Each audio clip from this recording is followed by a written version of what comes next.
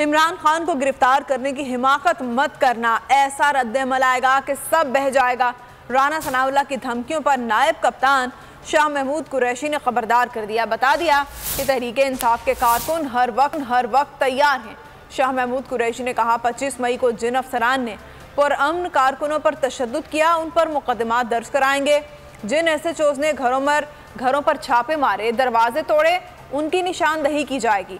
बनीगाला में मीडिया से गुफ्तगू करते हुए शाह महमूद कुरैशी ने कहा, जिन खवातीन पर तशद्दुद किया गया वो भी एहतजाज करेंगी।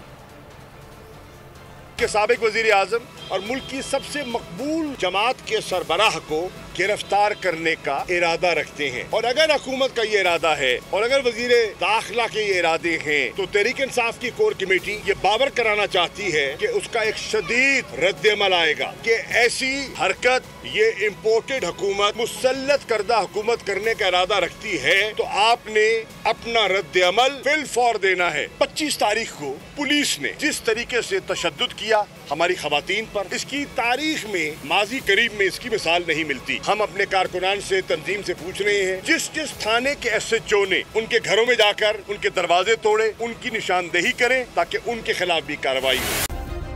सब्सक्राइब करें और बेल दबाएं ताकि कोई खबर रह न जाए।